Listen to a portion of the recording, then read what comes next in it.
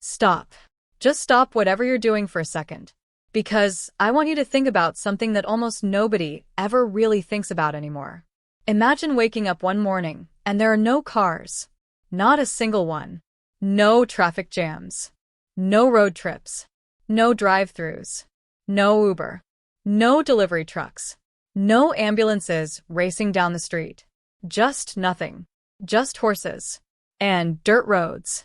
And the slow, agonizing crawl of a world that simply cannot move fast enough. That was the world before October 1st, 1908.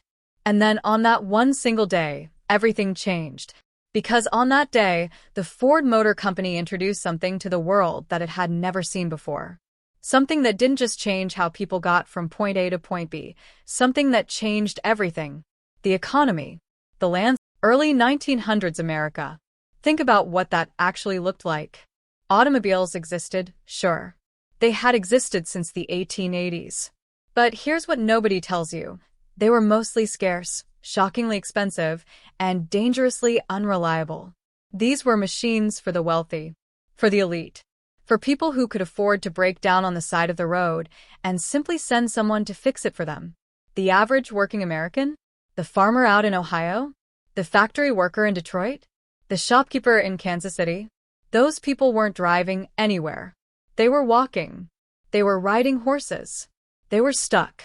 And Henry Ford looked at all of that inequality, at all of that limitation, and he said something that, at the time, people thought was absolutely insane. He said, and I want you to hear these words carefully because they matter, I will build a motor car for the great multitude. It will be large enough for the family, but small. Avenue plant in Detroit, Michigan. And within just a few days after the car's release, just days, 15,000 orders had already been placed. 15,000 orders in a matter of days for a car at a time when most people had never even ridden in one. That tells you everything you need to know about the hunger that existed in the American public for exactly this kind of product. They had been waiting. They just hadn't known what they were waiting for until the moment they saw it. Now, let's get into the actual car. Because this is where it gets really fascinating.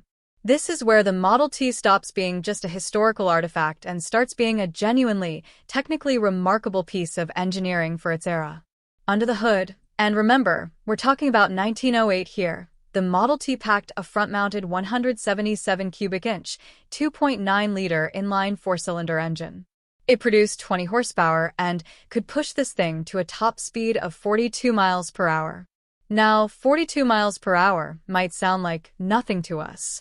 But in 1908, on the kinds of roads that existed in 1908, 42 miles per hour felt like flying. Ford Motor Company reported fuel economy of between 13 and 21 miles per gallon. And here's a detail I absolutely love. The engine was designed to run on gasoline, but it could also run on kerosene or ethanol. That's right. The Model T was, in a very real sense, a flex-fuel vehicle over 100 years before that concept became fashionable again. The decreasing cost of gasoline and, later, the introduction of prohibition eventually made ethanol impractical for most drivers. But the option was there. Now here's another engineering detail that separates the Model T from everything else of its era. The ignition system. Most cars at the time used high-voltage ignition magnetos, expensive, finicky, complex. The Model T used a low-voltage magneto incorporated directly into the flywheel, supplying alternating current to trembler coils that drove the spark plugs. This was closer to the technology used in stationary gas engines, and it was both cheaper and more flexible about the quality and type of fuel it could burn. It also meant the Model T didn't need a starting battery at all. Proper hand cranking would generate enough current to fire the engine up. Electric lighting powered by the magneto was adopted in 1915, replacing the original acetylene gas flame lamps. Electric starting wasn't offered until 1919. But when it came, its time had dropped to 93 minutes. Let me say that again. From 12.5 hours to 93 minutes. For the same car. With less manpower. The cars were coming off the line at 3-minute intervals. In 1914, Ford produced more cars than every other automaker in the world combined. One company, one model, one assembly line. And because producing more cars meant the fixed costs were spread over more units, Ford could lower prices while still making money. This created a virtuous cycle that seemed almost too good to be true, but it was absolutely real. In 1909, a Model T runabout started at $825. By 1916, it had fallen to $345. By 1924, it was down to $265. By 1925, the cheapest Model T on the lot was $260, equivalent to about $4,773 today. By 1918, half of all the cars in the United States were Model Ts. Half. Not Ford cars in general. Model Ts specifically. One model. Half the cars in the country. Ford's Model T was so successful during the years between 1917 and 1923 that the company literally stopped buying advertising. They just stopped. Because the car had become so embedded in American life that everyone already knew about it. It had become, in Ford's own framing, a norm. Not a luxury. Not a novelty. A norm. That is cultural penetration at a level that almost no product in history has ever achieved. Now we have to address the most famous quote in automotive history. You've heard it. Everyone has heard it. Henry Ford supposedly said, "Any customer can have a car painted any color that he wants, so long as it is black." Ford himself included that line in his autobiography, recounting a conversation with his management team in 1909. But here's where history gets complicated. And I love this detail because it shows you that even the most famous stories are more nuanced than they appear. The Model T was not always black.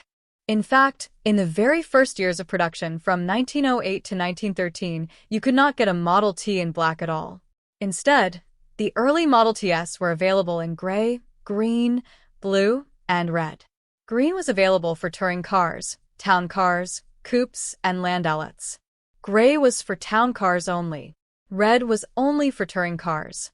By 1912, everything was being painted midnight blue with black fenders. It was not until 1914 that the "any color so long as it is black" policy was actually implemented. Now, why black? The popular explanation is that black paint dried faster, which would speed up the assembly line. But researchers have found no actual evidence that black dried faster than other dark varnishes of the era. The real reason appears to be more straightforward. Carbon black pigment was one of the cheapest available. And the dark color of gilsonite, a form of bitumen used to make durable metal paints, naturally limited the color options to dark shades of maroon, blue, green, or black. Black was simply the most economical choice. Ford used not just one type of black paint, but over 30 different types of black paint on various parts of the car during its lifetime. Different paints for different parts, different applications, different drying methods. The science of paint in the Model T era is a genuinely complex topic tied to the contemporaneous development of the entire chemical industry. And then, in the 1920s, when new nitrocellulose lacquers arrived, faster drying, more scratch-resistant, available in more colors, Ford began offering color options again. The "any color so long as it is black" era ended as quietly as it had begun. Here's something that most people don't realize about the Model T. Even though Ford maintained a single-letter designation throughout the car's entire 19-year production run and never distinguished between model years the way we understand them today, the car went through significant visual and mechanical evolution over that time. Collectors today actually categorize Model Ts into 5 distinct style generations. The first generation, from 1909 to 1914, featured a nearly straight 5-sided hood with a flat top containing a center hinge. The firewall was flat from the windshield down with no distinct cowl. Acetylene gas flame headlights were used because the flame was resistant to wind and rain, and the fuel tank was positioned under the front seat. The second generation, covering 1915 and 1916, kept the same 5-sided hood design but added louvers to the vertical sides. More significantly, the windshield was relocated considerably behind the firewall and joined with a compound contoured cowl panel. Electric headlights replaced the old carbide lights. The third generation, from 1917 to 1923, saw the biggest design shift of the entire production run. The hood changed to a tapered design with a curved top, and the back edge now met the front edge of the cowl panel, hiding the firewall entirely from outside view. This generation, often called the low hood, was produced the longest and during the highest production years, accounting for roughly half of all Model Ts ever built. The fourth generation, occupying a portion of the 1923 model year and running through 1925, increased the taper of the hood further and made the rear section slightly taller and wider. It's a subtle change, but the parts are not interchangeable with the previous generation, a detail that matters enormously to restorers today. And the fifth generation, the 1926 and 1927 cars, made the most dramatic visual change. The hood was enlarged significantly, the cowl panel was straightened out, and the distance between the firewall and windshield was increased considerably. This final design, known as the high hood, previewed styling elements that would appear on the next Ford model. But the two cars are visually quite different, since the following Model A featured a much wider body and curved doors rather than the flat doors of the T. Here's something that will genuinely blow your mind about the Ford Model T. It wasn't just a car. It was a platform, a universal machine, a chassis that could become almost anything. In the early 1900s, pavement was a rarity outside of city sidewalks and a handful of big city streets. Agriculture employed enormous portions of the population. Power tools were virtually non-existent outside of factories. Rural electrification was in its infancy. Henry Ford looked at that reality and designed the Model T accordingly, as not just an automobile, but as something that could function as a tractor and portable engine when needed.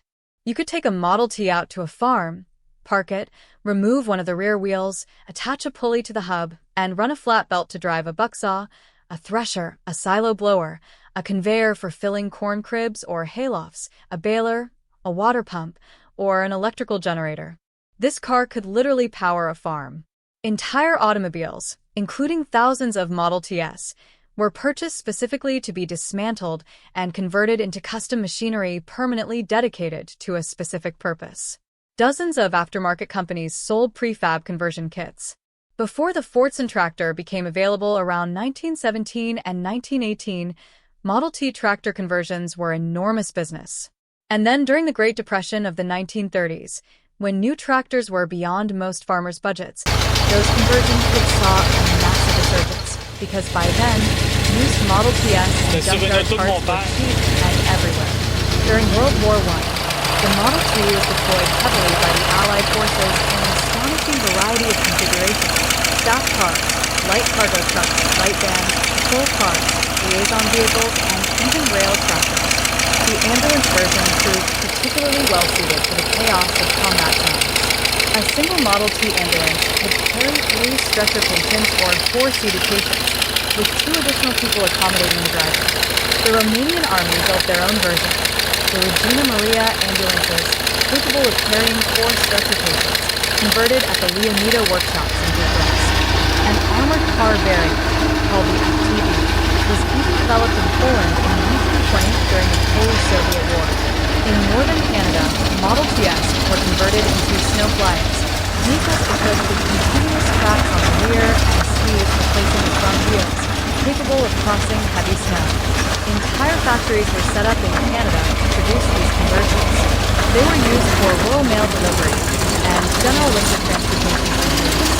The American LaFrance company alone modified more than 900 Ford Model Ts for use in firefighting, adding tanks, hoses, tools, and guns.